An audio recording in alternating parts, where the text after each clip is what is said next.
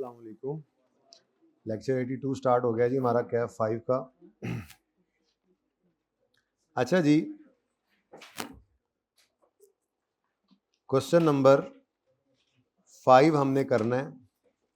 पिछले लेक्चर का होमवर्क भी आपका संडे को बन गया, ये वाला क्वेश्चन नंबर 3, ठीक है। और इसके बाद क्वेश्चन नंबर 6 भी आपके होमवर्क में हो जाएगा, ये आज का होमवर्क होगा, ठीक है बेटा, बिल्कुल हौला हाथ है, ठीक है। संडे है ना, इसीलिए ये एक्स्ट्रा क्लास इसमें रखी है कि होमवर्क भी डबल हो जाना है, ठीक है। अच्छा, कुछ एक्स्ट्रा डिस्कशन भी थी, लेकिन अनफॉर्चुनेटली मैं क्लास को ज़्यादा नहीं ड्रैग कर सकूंगा, तो मैक्सिमम मेरे ख्याल में हम 1.5-2 घंटे ही पढ़ सकेंगे, इससे ज़्यादा मुश्किल होगा। लोन वाली ट्रांजैक्शन जो आपके साथ मैंने शुरू की थी बात करनी पिछली क्लास में, शायद अब वो मुझे मंडे पे लेके जानी पड़े। टाइम बच गया तो कर भी लेंगे, ठीक है जी। Prepare consolidated statement of profit और लॉस, ये हमने बनानी है जी।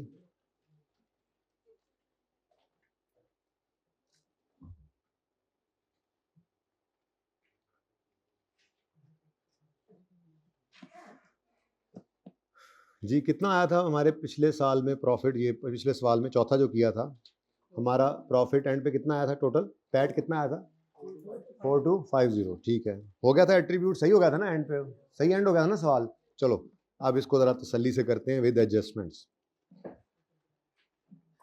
लेकिन इससे पहले ज़रा मैं चाहूँगा कि हम ये P2A जो नई चीज़ आई थी बैलेंस शीट के सवाल में, हमने इसको टैकल कर लिया था, और A to P, इस ट्रांजैक्शन को हम consolidated statement of comprehensive income के पॉइंट ऑफ व्यू से पहले बात कर लेते हैं। क्या ख्याल है? हमने बैलेंस शीट का सवाल किया तो मैंने कहा P2A जो है इसमें बेचा किसने, P ने, तो प्रॉफिट किसने कमाया, P ने, तो P का प्रॉफिट कहाँ पड़ा है, CRE में, तो CRE को कर दो डेबिट। किसने खरीदा है, A ने, A का स्टॉक कहाँ पड़ा है, पता नहीं कहाँ पड़ा है, हमारे पास तो नहीं पड़ा, तो फिर ले दे के जोर इन्वेस्टमेंट पे निकाल दिया। A to P के अंदर हमने क्या कहा, बेचा किसने है, A ने, प्रॉफिट किसने कमाया है, A ने, तो A का प्रॉफिट पड़ा है CRE में, तो CRE को कर दो डेबिट। किसने खरीदा है, पेरेंट ने, उसका स्टॉक हमारे पास बैलेंस शीट में पड़ा है, तो पहले केस में एंट्री हुई थी CRE debit, investment in A credit, CRE debit, stock credit, ठीक है ना। तो CRE नहीं डेबिट होना है दोनों में। ये तो बात हो गई बैलेंस शीट के पॉइंट ऑफ व्यू से, ठीक है। और बैलेंस शीट के पॉइंट ऑफ व्यू से अगर बात करें तो वर्किंग 5 तो आती ही नहीं है कि उसको साथ में डिस्कस करें, ठीक है। ये एडजस्टमेंट होगी क्लियर। अब ये एसोसिएट की ट्रांजैक्शन है, सब्सिडरी की नहीं है, इसलिए वर्किंग 5 का कोई चक्कर होना ही कोई नहीं है इसमें, ठीक है। अब यही ट्रांजैक्शन अगर इनकम स्टेटमेंट में आए तो, जैसे हमने आपस की cell purchase subsidiary associate, subsidiary के अंदर भी देखा था कि आपस की सेल परचेज होती थी तो फेस को भी सही करना पड़ता था, याद आ रहा है। तो जरा इसको इस तरह से देख लेते हैं। अगर P2A आपस की सेल है, P2A पेरेंट ने सब्सिडरी को चीजें बेची, लेट से सोल्ड है 100 रुपया, अनसोल्ड है 40 भाई कह रहे हैं, अनसोल्ड का प्रॉफिट 7 रुपये है भाई कह रहे हैं, ठीक है जी। अब पहले ही 7 कर लोगे तो फिर परसेंटेज लग कर क्या होगा, वो पॉइंट्स में आ जाएगा, ठीक है ना। ये सही है, जरा इसको फिर परसेंटेज लगाएंगे ना तो जरा राउंड फिगर रहेगी। अच्छा, अब सबसे पहला काम क्या करना है इस टॉपिक में, हमेशा क्या करना है, हमने परसेंटेज लगानी है। तो पीज शेयर 10 इंटू कोई 20% भाई कह रहे हैं, लेट से जी 2, अब ये 2 आ गया। अब क्वेश्चन कर रहे हैं इनकम स्टेटमेंट का। S2P या P2S के अंदर हम आपस की सेल परचेज को कैंसिल करते थे, क्योंकि एक ने सेल रिकॉर्ड की होती थी, दूसरे ने परचेज। यहां पे क्या है, एक ने तो सेल रिकॉर्ड की होगी, दूसरे की परचेज का हमें नजर आ रही होगी। पेरेंट की बात करें तो सेल नजर आएगी, लेकिन एसोसिएट की परचेज नजर नहीं आएगी। एसोसिएट ने सेल किया तो उसकी सेल हमें नजर ही नहीं आ रही, पेरेंट की परचेज होगी, तो आपस की सेल परचेज वाला चक्कर तो ना तो हमने इसको लिया, ना ही इसको लेना है, ना ही इसको वैसे ही नहीं लेना, इस दो की एडजस्टमेंट करनी है। अब इस दो की एडजस्टमेंट जरा ध्यान से देखकर मुझे बताएं। हम जब consolidated statement of comprehensive income बना रहे होते हैं तो हम क्या लेते हैं जी, sale, cost of sale, GP, ठीक है। तो यहां पर P प्लस एस, ठीक है। अब मुझे बताओ किसने बेचा है, पेरेंट ने, तो किसने प्रॉफिट कमाया है, पेरेंट का प्रॉफिट कहां पड़ा है, हमारे पास पड़ा है ना, उसको कैसे कैसे कम करें? हम कॉस्ट ऑफ सेल को कम कर लेते हैं, कॉस्ट ऑफ सेल कम करते हैं तो सॉरी कॉस्ट ऑफ सेल को बढ़ा लेते हैं तो जीपी ऑटोमेटिकली क्या हो जाता है? कम हो जाता है। ठीक है, तो इस 2 रुपए से हम क्या करेंगे? इंक्रीज कर लेंगे कॉस्ट ऑफ सेल को। लो जी, discussion is over. Hit working 5, hit कौन सी वर्किंग 5? वो तो एस प्रॉफिट है, वो तो एस प्रॉफिट है। ठीक है, और सही है। हिट वर्किंग 5.1 ए प्रॉफिट, ये ए ने प्रॉफिट कमाया ही नहीं है। किसने प्रॉफिट कमाया है? पेरेंट ने। पेरेंट का प्रॉफिट कहां पड़ा है? फेस पे, इनकम स्टेटमेंट में पड़ा हुआ है। कैसे रिकॉर्ड करें उसको? रिवर्स कैसे करें? जीपी को हम नहीं छेड़ते, हम कॉस्ट ऑफ सेल को बढ़ाएंगे, जीपी कम हो जाएगा। समझ आई बात की? अच्छा, अगर ए टू पी ट्रांजेक्शन हुई है, सोल्ड 200, अनसोल्ड लेट से 70 रुपए, और अनसोल्ड का जो प्रॉफिट है वो आ गया जी 12 रुपए ऐसे। ठीक है, अब इसके ऊपर अगला काम क्या करेंगे? पीस शेयर निकालेंगे। लेट से वो पीस शेयर आ गया 5, ऐसे ही फिगर। अब बैलेंस शीट का सवाल नहीं कर रहे, इनकम स्टेटमेंट का सवाल कर रहे हैं, तो क्या आपस की sale cost of sale minus करेंगे? इसको deduct from sale cost of sale? नहीं, S to P, P to S में ये होता था, A to P, P to A में ये आपस की सेल परचेज वाला चक्कर ही कोई नहीं। तो ये तीनों तो गए, ले दे के रह गया क्या? 5। अब इस 5 का क्या करना है? मुझे बताओ, बेचा किसने? प्रॉफिट किसने कमाया? ए का प्रॉफिट, पीएनएल का सवाल करें, ए का प्रॉफिट कहां पड़ा हुआ है?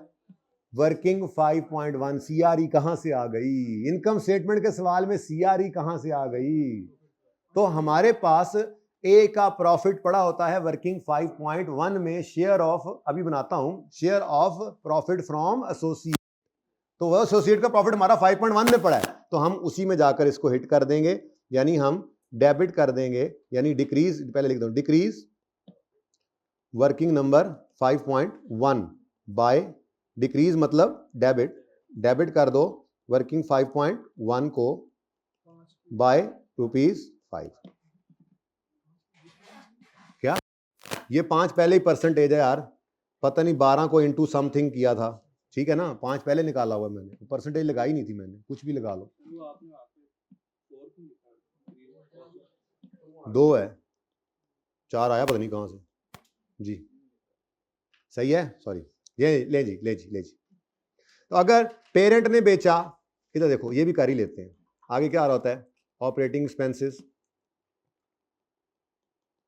अदर इनकम, और यहां पर एक नई चीज आई थी, share of profit from associate. ठीक है, तो ये हमारे पास पड़ा होता है, ये वर्किंग 5.1 से आता है। अब अगर तो पेरेंट ने चीजें बेची तो पेरेंट ने प्रॉफिट कमाया, पेरेंट का प्रॉफिट रिवर्स करना है तो पेरेंट की कॉस्ट ऑफ सेल को बढ़ा दो, ये तुम्हारे पास मौजूद है ना पीएनएल में। अगर एसोसिएट ने चीजें बेची, एसोसिएट ने प्रॉफिट कमाया, तो एसोसिएट का प्रॉफिट हमारे पास कहां पड़ा हुआ है? तो ये इसको जाके हिट कर दो। Very simple. सही है, बात समझ आती है? चलो इसको नोट कर लो, पिक्चर शिक्चर ले लो, सवाल शुरू करें। सवाल में और कुछ है ही नहीं, बस ऐसे ही हर ट्रांजैक्शन है। ठीक है, तो ये P to A to P, lecture 82 है।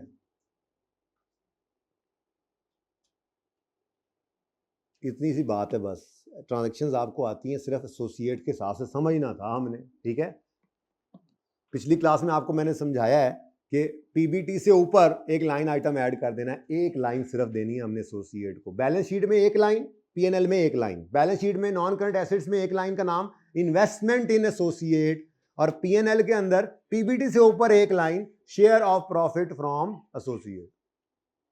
बस बाकी सारी अकाउंटिंग वैसे ही चलनी है। शुरू करें जी काम, चलो। अच्छा, मैंने कहा था पिक्चर लें, ये काम अभी सवाल में करना है, इस सवाल के अंदर है, कोई एक तो होगा, 2 ना हुए तो। अच्छा, इसी तरह से पी टू ए या ए टू पी आपस की सेल परचेज फिक्स एसेट की आ जाए तो क्या करेंगे? उसी तरह से गेन लॉस निकालेंगे, उसको नेट करेंगे और फिर उस पर शेयर भी लगा देंगे, उस पर परसेंटेज, यही कह रहा हूं, लगा देंगे। फिगर आ गई, तो पिछले सवाल में किया, बैलेंस शीट वाले सवाल में किया था। ठीक है, अब जब उसकी एंट्री की बारी आएगी तो पीएनएल के अंदर आकर भी अदर इनकम अलग से नहीं, डेप्शन अलग से नहीं, बल्कि वही शेयर पकड़ेंगे देखेंगे अगर पी ने, अगर देख लेंगे, चलो देखते हैं, आने दो, लेट द एडजस्टमेंट कम, बढ़ जाएगी बात, ज्यादा हो जाएगी, सामने फिगर पड़ी हो ना ज्यादा इजी लगता है। ये तो समझ आ गई ना, चलें आगे।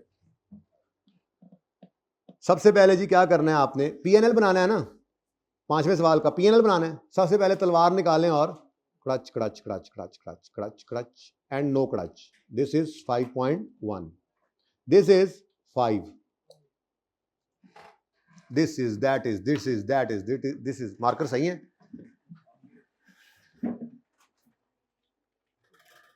चलें जी फॉर्मेट बनाना शुरू करें।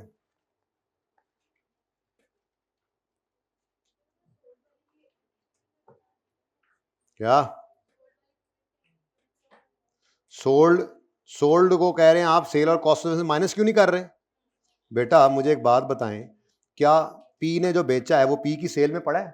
कहो हाँ, हाँ पड़ा है, पड़ा है, ए की परचेज में भी पड़ा है। ए की परचेज कहाँ है? किसने पूछा सवाल?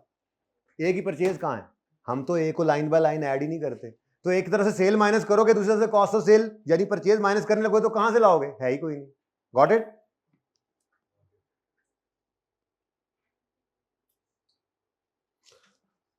अच्छा जी चलें, सबसे पहले वर्किंग 6 की जरूरत नहीं है, कल शुरू करेंगे वर्किंग 6 जी। जी बेटा, क्वेश्चन नंबर 5, पेज नंबर 220। जो रूटीन का काम है क्विकली करें, ठीक है। पी ग्रुप कंसोलिडेट, सर ये भी करने की जरूरत नहीं थी, खैर चलो। Consolidated statement of comprehensive income for the year ended 30 सितंबर 18। चलें जी, सबसे पहले क्या है जी? सेल्स। सेल्स 10,000 प्लस सारे 1000 में चलेंगे, नहीं गड़बड़ हो जानी है। 10,000 plus 4,500। Next cost of sale 4,500 plus 1,500। Cost of sales 4,500 plus 1,500। कुछ नया काम अभी तक नहीं किया हमने। नेक्स्ट अदर इनकम 500 जमा 200, तो यहां से जीपी निकल आएगा, उसके अंदर हम ऐड करते होते हैं, ऐड क्या लिखना, वहां पॉजिटिव कर देंगे। अदर इनकम जी 500 जमा 200, नहीं वो पीबीटी से ऊपर छोड़ेंगे। किधर से सवाल आया है? वो पीबीटी से ऊपर एंड पे, जब पीबीटी लिखना है ना, यानी सब कुछ कर लेना, आसानी के लिए रखा हुआ है। Sale less cost of sale, GP add other income less operating expense less finance cost, और पीबीटी जब आने लगे उससे ऊपर एक लाइन एंड पे, आसानी के लिए जी। नेक्स्ट ऑपरेटिंग एक्सपेंसेस 2750, ये ऑपरेटिंग एक्सपेंसेस सेलिंग एडमिन 2750 जमा 1600। उसके बाद क्या है? फाइनेंस कॉस्ट, ये भी ले लो 750 जमा 100, बिल्कुल ऐसे ही किया था सुबह वाली क्लास में जी। फाइनेंस कॉस्ट इंटरेस्ट एक्सपेंस 750 जमा 100। अब क्या आना है? अब पीबीटी आना है और फिर टैक्स, तो यहां पर एक लाइन खाली छोड़ दो पीबीटी, और उसके बाद टैक्स जी 700 जमा 500, और फिर क्या आ गया? पैट। तो ठीक है, उसके बाद इस पैट को हम क्या करेंगे? एट्रीब्यूट करेंगे बाद में जाकर, ठीक है। पैट, और इसके बाद ये पैट एट्रीब्यूटेबल टू, तो इस सवाल में नहीं है ओसीआई, पेरेंट और एनसीआई, ठीक है। सारी फिगर्स ले ली, अभी भी 2 फिगर्स रहती हैं, वर्किंग 5,000 और वर्किंग 5.1, 750 की परसेंटेज। इस टॉपिक में मैंने कहा है हर ट्रांजैक्शन के साथ, हर चीज के साथ परसेंटेज। तो यहां पे आके हमने वर्किंग नंबर, अच्छा वर्किंग 1 लाजमी है, पीएनएल का सवाल भी हो तो वर्किंग 1 लाजमी है। क्यों? गुडविल नेगेटिव आ गई तो अदर इनकम में जानी है, पीएनएल के लिए जरूरी। गुडविल पॉजिटिव आए और इंपेयरमेंट ऑफ गुडविल हो तो वो भी पीएनएल में जाता है, तो वर्किंग 1 तो लाजमी करेंगे। क्या पता नेगेटिव गुडविल आ जाए, अदर इनकम के अंदर जानी हो, ठीक है। तो यहां पे हमने एडजस्टमेंट अकाउंट बना लेना। उसके बाद working 2 SRE, working 3 CRE, working 4 NCI, ये सिर्फ बैलेंस शीट के लिए जरूरी हैं, इनकी अब मुझे जरूरत नहीं है। पीएनएल का सवाल करते हुए वर्किंग 1 लाजमी है, 2, 3, 4 की जरूरत नहीं है। फिर पीएनएल की वर्किंग्स आती हैं 5 और एसोसिएट आ चुका है 5.1। ठीक है, तो यहां पे मैं वर्किंग नंबर 5 ओपन कर लेता हूं, एस प्रॉफिट्स, और वर्किंग 5.1 ओपन कर लेता हूं, ए प्रॉफिट्स। ए प्रॉफिट्स ही लिख लिया करो, ठीक है, आपको पता है इस पे हम जब शेयर लगा देते हैं तो हमारा शेयर ही निकलना। ए प्रॉफिट्स, ठीक है जी। जी, S profit 1000, A profit 750। S profit, एक मिनट जरा देख लो, P acquired start of the year, S को, और आगे कहां लिखा हुआ है, पी एक्वायर्ड यकम अक्टूबर 16। ओ पुरानी बात, यानी ड्यूरिंग द ईयर एक्विजिशन, पढ़ेंगे अभी जाकर इंशाल्लाह, लेकिन ड्यूरिंग द ईयर एक्विजिशन नहीं है। ओके, तो इसका मतलब पूरा प्रॉफिट, कोई बटा लगाने की जरूरत नहीं है। कितना, और यहां पर ए प्रॉफिट, इसको भी कोई बटा लगाने की जरूरत नहीं है। अगर ड्यूरिंग द ईयर एक्वायर करेंगे तो बटा लगेगा, वो अलग बात है, बटा नहीं लगना, लेकिन परसेंटेज लगनी है, इसलिए ब्रैकेट में लिखो कितना। अभी मुझे नहीं पता कितने परसेंट है, लिखा हुआ है सीधा ही, पी एक्वायर्ड 30% शेयर। चलें यार, ये फिर कर ही देता हूं मैं, बाद में पढ़ना तो है ही, लेकिन चलो एक आपकी आदत है, ये 30% आपने भूलना नहीं। इस टॉपिक में हर चीज के साथ हमने क्या करना है, 30% लगाते जाना है। जी कितना, 2। चलो लें, ये भी मैंने सिर्फ डाटा लिखा है। अब एडजस्टमेंट्स को शुरू करूंगा, यहां तक कोई मसला है तो बताएं। ये सारा डाटा मैंने लिखा है, इसको जल्दी से लिख लें ताकि एडजस्टमेंट शुरू करें। रूटीन का काम जल्दी किया है, अब एडजस्टमेंट्स करते हैं आराम आराम से। एडजस्टमेंट 1 आपको आती है, बस आपको पता नहीं है कि आपको आती है।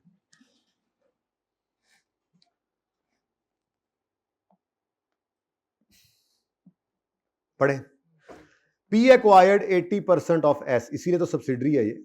पहले सवाल पूरा पढ़ते होते हैं, मैं तो पढ़ के आया हूं ना अभी थोड़ी देर पहले आपकी क्लास से, तो मुझे पता था एस सब्सिडरी और ए एसोसिएट है। ठीक है, सवाल पढ़ के ही शुरू करते हैं ना जी।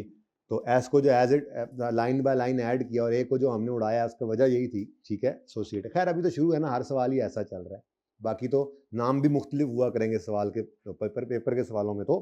ठीक है जी, P acquired 80% of S at start of year, investment in S is appearing in the books at a cost of 1200, which includes professional fees. Oh, on acquisition of SL, ये तो एक्सपेंस में जानी चाहिए थी, ये इन्वेस्टमेंट के अंदर पड़ी है। बैलेंस शीट असल में नजर नहीं ना आ रही, तो उसने हमें बताया कि इन्वेस्टमेंट इन एस, पी की किताबों के अंदर वो जो आ रहा होता था बैलेंस शीट के अंदर, investment in S at cost, वो कितने पर नजर आ रही है। इसमें तो गड़बड़ है यार, इसको ऐसा करते हैं, ऐसे करके वर्किंग नंबर 1.1, इसमें हम इन्वेस्टमेंट इन एस को जरा सही करते हैं। तो एज पर क्वेश्चन कितनी है जी? जी 1200। चलो ठीक है, अब वो कह रहा है इसमें शामिल है professional fees of 50 incurred on acquisition of, इसमें शामिल है तो निकाल दो, एंट्री बनेगी इसकी एंट्री। अच्छा मैंने कहा था ये कौन सी एडजस्टमेंट, ये सारी वो पेज 27 वाली एडजस्टमेंट से याद आ रहा है, प्रोफेशनल फी को जो हमने पेज पढ़ा था। ठीक है, ये अगर इन्वेस्टमेंट में शामिल है तो निकालो, ये किसका खर्चा है, एक्वायर करने कौन गया था, तो ये उसी खर्चा है ना। तो हम इसको कहा करते थे सीआरई डेबिट और इन्वेस्टमेंट इन एस क्रेडिट। कितने से? 50 से। लेकिन सीआरई तो बैलेंस शीट के सवालों में होता था, अब क्या करें, प्रोफेशनल फीस है। इनमें से कौन से, फाइनेंस कॉस्ट में खुदा का खौफ करो, प्रोफेशनल फीस जो है, ऑडिट फी, प्रोफेशनल फी, ये सारी फीसेस कहां आया करती हैं, ये एडमिन एक्सपेंसेस में आती हैं। तो एडमिन एक्सपेंस डेबिट और इन्वेस्टमेंट इन एस क्रेडिट, ये हमने करेक्शन कर ली। ऐसे पहले भी हमने एक सवाल किया था, ठीक है। चलो अब ये क्या है, ये सेपरेट फाइनेंशियल स्टेटमेंट्स की गलती है, इसको सही कर रहा हूं मैं, ठीक है। तो एडमिन एक्सपेंस डेबिट कितने से, 50 से, और इन्वेस्टमेंट क्रेडिट कर तो दिया, इन्वेस्टमेंट क्रेडिट डन हो गया। यहां पे क्या लिख दूं मैं, ये क्या चीज है, ये प्रोफेशनल फीस है,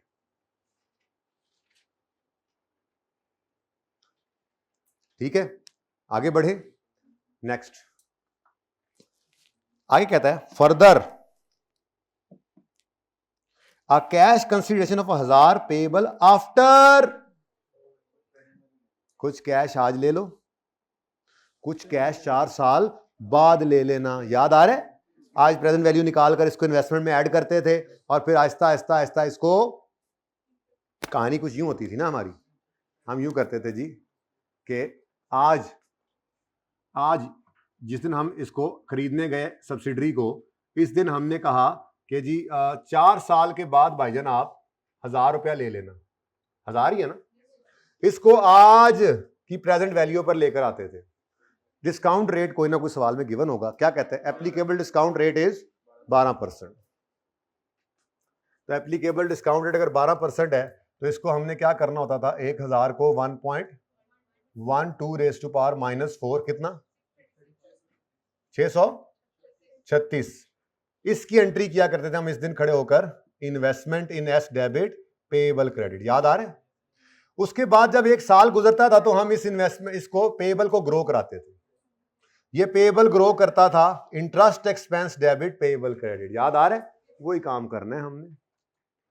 अब ये पता नहीं है, ये फाइनेंस कॉस्ट में जाएगा, बारी ध्यान दो, ठीक है। लेकिन ये पता नहीं है इस वक्त कि ये वाली एंट्री हुई है या नहीं हुई है। Relating to acquisition of S, further a cash consideration of 1000 payable after 4 years relating to acquisition of S is still unrecorded. तो इसका मतलब ये अज्यूम नहीं कर सकते कि 1200 के अंदर इस 1000 की प्रेजेंट वैल्यू पड़ी है, वरना हो सकता था ना इसमें पड़ी होती, कुछ कैश होता, कुछ ये होता। सवाल चुप नहीं है, सवाल बोल रहा है कि ये रिकॉर्डेड नहीं, रिकॉर्डेड तो कर लो मेरे चांद रिकॉर्ड, मसला क्या है जी, रिकॉर्ड करवाओ। ये पहले तो इसको साइड पे कर लो, ये तो कैश हो गया, कितना 1150। अब क्या एंट्री करेंगे आप, क्या एंट्री पास फरमाएंगे, investment in S debit, investment in S debit payable credit. इधर देखो, 1000 रुपए को 1.12 रेज़ टू पावर -4 करो, वो तो वर्किंग मैंने आपके लिए किया ना, पर्चे में तो ये करोगे, कितना 636 से एंट्री पास करो। अब ये एंट्री देखना, this is unrecorded, this was गलत रिकॉर्डेड, सही किया, दिस इज अनरिकॉर्डेड, तो करो रिकॉर्ड। एंट्री बनी इन्वेस्टमेंट इन एस डेबिट, ऐसे एक्सट्रैक्ट बना रहा हूं, और पेएबल क्रेडिट। ये नहीं बनाना था, वैसे ही आपके दिमाग के अंदर ये बन रहा होगा, इन्वेस्टमेंट डेबिट पेएबल क्रेडिट, ठीक है, और सही है। तो इसके सामने क्या लिख दिया आपने, अच्छा पर्चे में तो आपने ये एंट्री करनी, तो पर्चे में यहां पर आपने ये पेएबल की वर्किंग कर देनी है, 1000 इंटू 1.12 रेज़ टू पावर -4, ठीक है ना। ये तो आपके दिमाग में एंट्रीज चल रही हैं, आपको करने की जरूरत नहीं। Okay, got it. अच्छा, अब जब ये पेएबल रिकॉर्ड हो गया आज 636 पर, तो क्या 4 साल बाद ये 636 ही पे करना है। अब इसको हमने हर साल ऐसे ग्रो करवाना है कि चौथे साल के एंड में ये 1000 बन जाए। उसके लिए हम सिंपल सा काम करते थे, इस 636 के ऊपर 12% लगा देते थे, उस साल का इंटरेस्ट आ जाता था। कुछ याद आया, याद माजी अजाब नहीं है। अब वापस आ गए, कंसोलिडेशन शुरू वाली चल पड़ी है, इसका मतलब ये है कि खत्म हो गया काम खत्म हो गया। अब बस इसी को बार बार करना है, मुख्तलिफ सालों में करना है, और जो बची खुची चीजें हैं वो ऐड ऑन करनी है। ओके जी, ये कंसोलिडेशन, और क्या है। तो अब इस पेएबल को ग्रो करवाना है, एंट्री बनेगी। अच्छा, हम कहते थे ये सारी एडजस्टमेंट्स सीआरई को हिट करेंगे अगर इनकम एक्सपेंस वाली मामलात आए तो ये एक्सपेंस है ना, इंटरेस्ट एक्सपेंस, इसकी एंट्री हमने की थी, आपको याद होगा, CRE debit payable credit. Balance sheet में ये सवाल किया था ना, और 636 को 12% से मल्टीप्लाई करो, CRE डेबिट, पेएबल क्रेडिट। अब CRE तो बैलेंस शीट के सवालों के अंदर होती थी, इसको अब कहां फेंकें? इसको फाइनेंस कॉस्ट में फेंको। ये इंटरेस्ट एक्सपेंस है ना, इंटरेस्ट एक्सपेंस कहां जाया करता है? फाइनेंस कॉस्ट में। लिखना है इंटरेस्ट एक्सपेंस भी लिखो इसके साथ। फाइनेंस कॉस्ट बेसिकली क्या है? इंटरेस्ट एक्सपेंस है, जिसको आप किसी जमाने में CRE में फेंका करते थे, लेकिन अब चूंकि बैलेंस शीट का सवाल नहीं है, CRE कहां से लाएं? अब तो इनकम स्टेटमेंट है, तो इंटरेस्ट एक्सपेंस ने कहां जाना है? तो 76 से आपने इंटरेस्ट एक्सपेंस डेबिट किया, कंसोलिडेशन की एडजस्टमेंट है। अब interest expense debit, interest expense debit जी कितने से? अनरिकॉर्डेड है ना। अच्छा, आप कह सकते हो इसको, चलो खैर जी, प्लस इंटरेस्ट एक्सपेंस कितने से? डेबिट और पेएबल क्रेडिट। ठीक हो गया। अब ये आपका पेएबल क्लोज हो जाएगा, जो आपकी बैलेंस शीट होगी उसमें कितने पर? 712 पर। इस साल के एंड पे ये 712 पे आ गया। ठीक है। और ये एंट्री, दूसरी वाली एंट्री जो होती है, इसने आपकी इन्वेस्टमेंट को नहीं छेड़ना होता। इन्वेस्टमेंट तो आपने इस दिन 636 पे रिकॉर्ड कर ली थी, इसका मतलब इन्वेस्टमेंट का बैलेंस भी टोटल हो गया 17। लो जी, आपका बहुत पुराना लेक्चर रिवाइज हुआ आज। इन्वेस्टमेंट इन एस, ये जनाब आपने वर्किंग 1.1 में निकाली है 1786। कैसा रहा?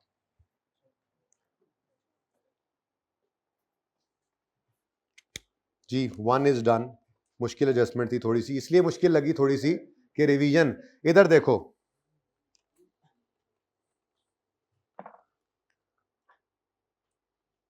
पेज नंबर 27 पे जाता हूं मैं।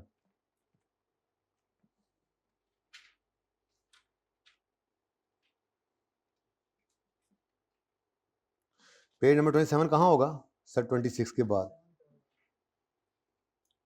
जी, 27 में 26 के बाद होगा।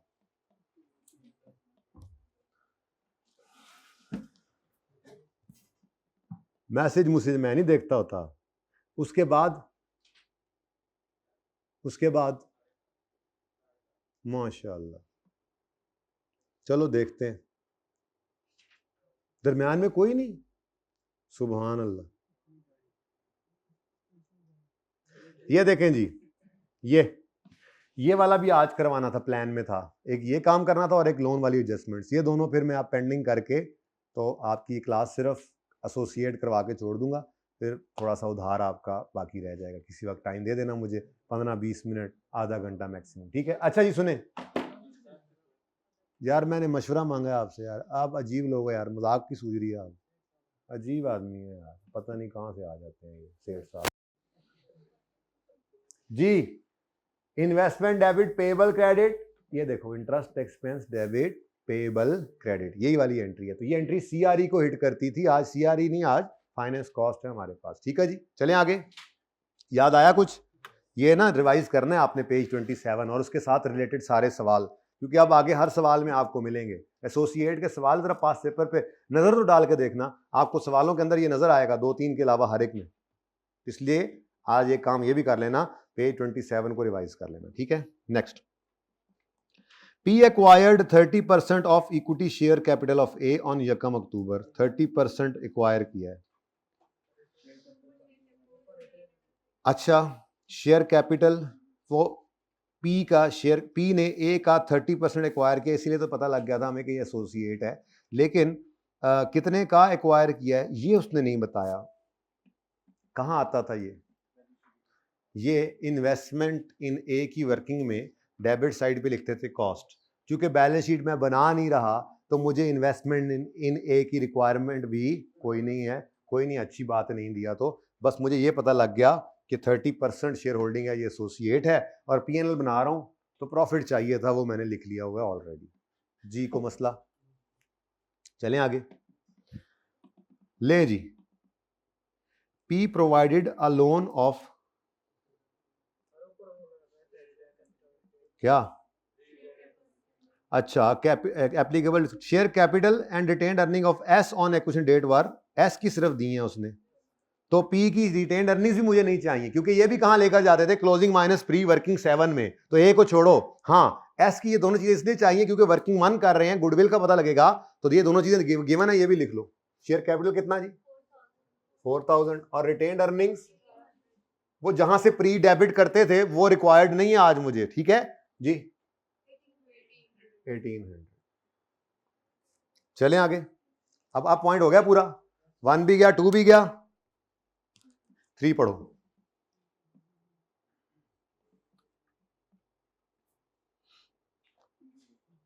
जी। P provided loan of 500 to S some years back, कुछ साल पहले, इंटरेस्ट चार्ज इज 10%। कुछ साल पहले P ने S को लोन दिया था, कहीं पे लिखा हुआ है कि वापस हो गया? अच्छा, अब आपस की इनकम, आपस का रिसीवेबल पेबल तो कैंसिल करने की परेशानी है नहीं, बैलेंस शीट कर नहीं रहे। हाँ, P ने अगर लोन दिया है 500 रुपए का S को कुछ साल पहले, तो एक ने अपनी इंटरेस्ट इनकम में रिकॉर्ड किया होगा, दूसरे ने, तो फिर इन दोनों को माइनस कर देना चाहिए। इसको मैं वर्किंग नंबर 8 कह लेता हूं, और यहां कहीं जगह ढूंढ लेते हैं, इधर ही कर देता हूं। मैं तो कहता हूं ये साइड बची हुई है, तो मैंने वैसे ही गंद डाला है। चलो वो लिखा रहे, आपने एंटी डबल देखनी होगी जरा, है वैसे ही वो फारे काम है, कोई एक्स्ट्रा काम है वो, ठीक है जी। वर्किंग 8 में मैं क्या निकाल लेता हूं, इंटरेस्ट। इंटरेस्ट कितना लोन है 500, इंटरेस्ट रेट 10%, तो इंटरेस्ट कितना आ गया 50 का। अब ये 50 रुपए का इंटरेस्ट P ने S को ये लोन दिया है, A को नहीं दिया, S को। तो अगर P ने S को ये लोन दिया है, तो P ने अपनी अदर इनकम में इस 50 को रिकॉर्ड किया होगा, और S ने अपने फाइनेंस कॉस्ट में। तो दोनों जगह से आपस का रिसीवेबल, आपस की इनकम एक्सपेंस क्या कर दो, तो यहां से आपने माइनस किया 50, और यहां से भी माइनस किया 50। इसके साथ आप वर्किंग नंबर 8 का रेफरेंस दे दें। और अगली बात आपको याद है कि इस एडजस्टमेंट से वर्किंग 5 हिट नहीं होती। 3 एडजस्टमेंट्स हैं, 3 वैसे 2 हैं, मैनेज आपस की मैनेजमेंट फी इनकम, मैनेजमेंट फी एक्सपेंस, आपस का इंटरेस्ट इनकम, आपस का इंटरेस्ट एक्सपेंस, और तीसरी चीज सेल परचेज आपस की। ये फेस के ऊपर तो आप सही करते हैं, लेकिन वर्किंग 5 को हिट नहीं करते होते। ऐसे ही सिखाया हुआ है, हैंड रिटन पेज 7 जाकर देख लो, लिखवाया था, ठीक है।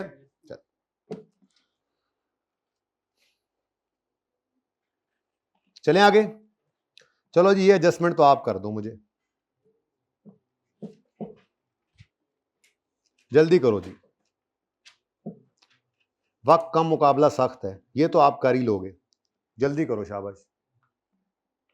ये पहले मैंने असल में समझा दिया ना।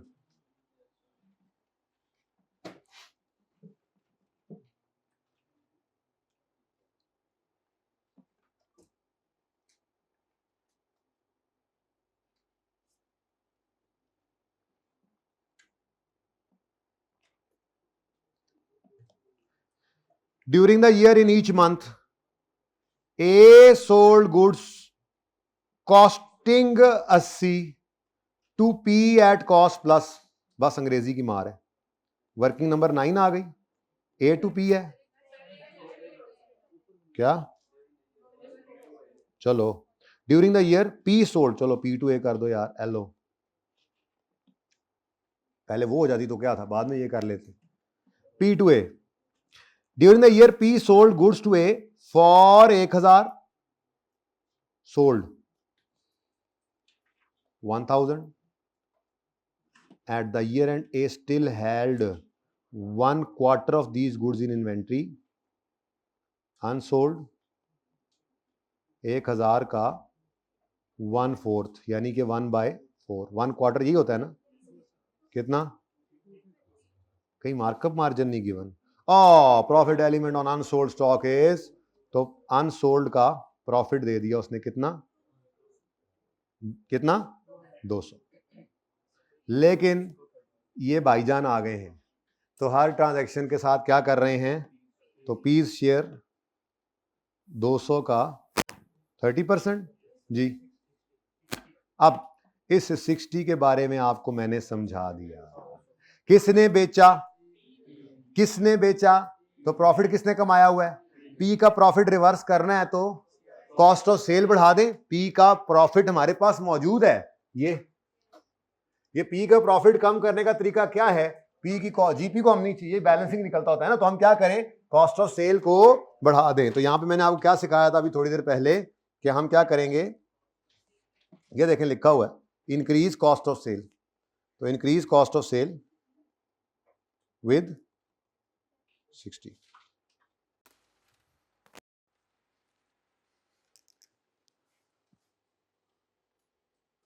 आपस की सेल परचेज कहां पे कैंसिल करें, एक की किताबों में सेल है, अगर पी ने बेचा है तो उसकी सेल तो पड़ी है, लेकिन दूसरी तरफ ए की परचेज जो नहीं हमने ली हुई, तो ये तीनों नहीं आते। P to A to P, income statement का सवाल करते हुए सिर्फ इसको पकड़ेंगे, इधर कांटे लग जाते हैं, सिखाया है अभी, ठीक है। हिट वर्किंग 5, वर्किंग 5 का ताल्लुक ही कोई नहीं है, एस प्रॉफिट पड़े हैं वहां पे, यहां तो पी है या ए है, ठीक है। चलो नेक्स्ट वर्किंग, ये भी अब आप खुद करो, जल्दी करो।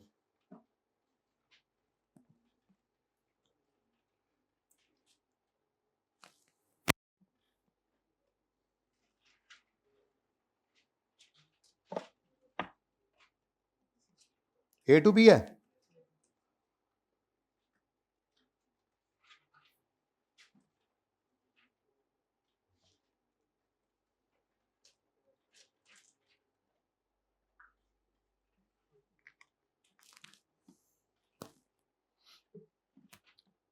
हाँ जी, कोई समझ आई अंग्रेजी?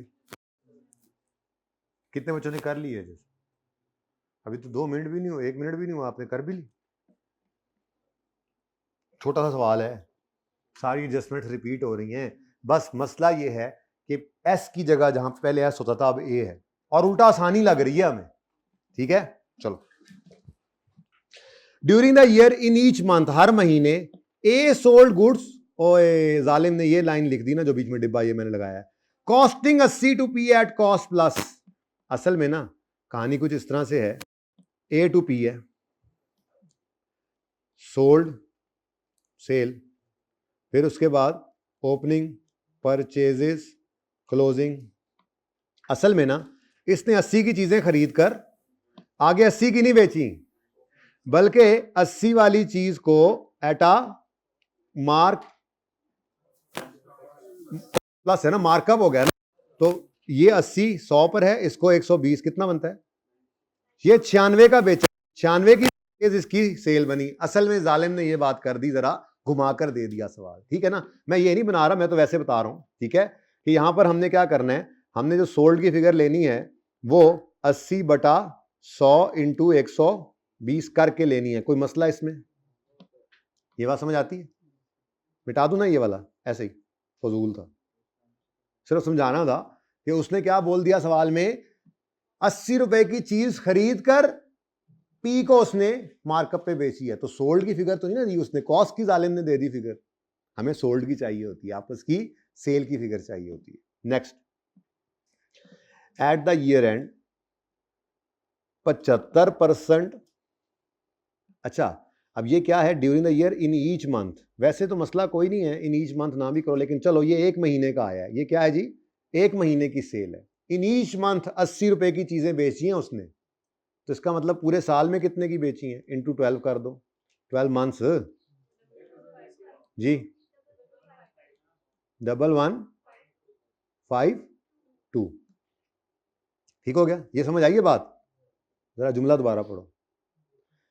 ड्यूरिंग द ईयर, इन हर महीने A sold goods costing 80 two P, यानी हर महीने 80 की चीजें मार्कअप ऐड करके पी को बेचता आया है, तो 12 महीने में कितनी बेची? अगर 1 महीने में 96 रुपए की बेची है, तो 12 महीने में 1152 की सेल्स है।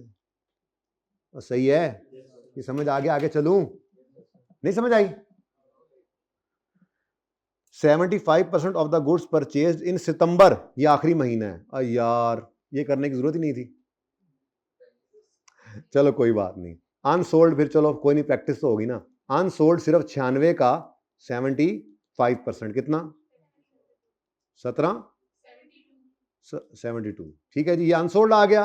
अब अनसोल्ड के ऊपर प्रॉफिट कितना है, तो 72 जो है ये 120 पे है, हमें इसका 20 चाहिए, 12, लेकिन अगला मसला फिर वहीं पे है, इसके ऊपर क्या करेंगे, 12 के ऊपर 30% लगाएं, आंसर इज 3.6। ठीक है जी। अब किसने कमाया है ये प्रॉफिट, ए ने बेचा है तो ए ने प्रॉफिट कमाया है। अगर ए ने प्रॉफिट कमाया है तो ए का प्रॉफिट हमारे पास कहां पड़ा हुआ है, तो मैंने क्या लिखवाया था अभी थोड़ी देर पहले, डिक्रीज, क्या लिखवाया था यहां पर, डिक्रीज वर्किंग 5.1, डिक्रीज यानी डेबिट कर दो वर्किंग 5.1 को बाय 3.6। यहां पर क्या है, ये ए टू पी है, ए टू पी स्टॉक ऐसा ही है, कितना, बस पीएनएल में तो वैसे ही हम सिंगल इंपैक्ट सोचकर चलते हैं हमेशा, पहले से थोड़ी बना रहे कि डबल एंट्री देखें ना, देखते हैं। ठीक है, ले जी, ये क्लास के स्टार्ट में दोनों काम मैंने किए पहले, और इसको दोबारा हमने रिवाइज भी कर लिया। ये क्या लिखते हैं जी हम यहां पर, ये हम लिखते हैं what to do in paper, तो डिक्रीज डेबिट कर दो वर्किंग 5.1 को by 3.6, what to do in paper, increase cost of sale. Parent का प्रॉफिट हमारे पास पड़ा होता है ना, उसको कम करने के लिए हम क्या करते हैं, उसकी कॉस्ट ऑफ सेल को बढ़ा देते हैं। और एसोसिएट का हमारे पास प्रॉफिट नहीं पड़ा, हमारे पास बस एक ही खाता पड़ा है उसका, और वो है उसकी वर्किंग नंबर, उसका प्रॉफिट। ठीक है, जो वर्किंग 5.1 में, तो वही हम फिर कम कर लेते हैं जी। नहीं, उसने कहा है कि at the year and 75% of goods purchased in September were included in stock, आखिरी महीने का।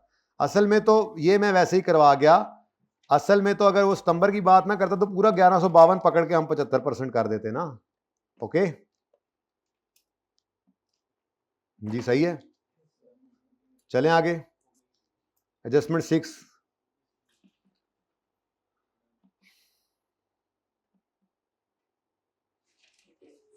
ऑन यकम जी, किसका, अभी मैंने 6 कराई नहीं, मैं क्या पता नहीं की हो गया, पार्ट 2 शुरू करें।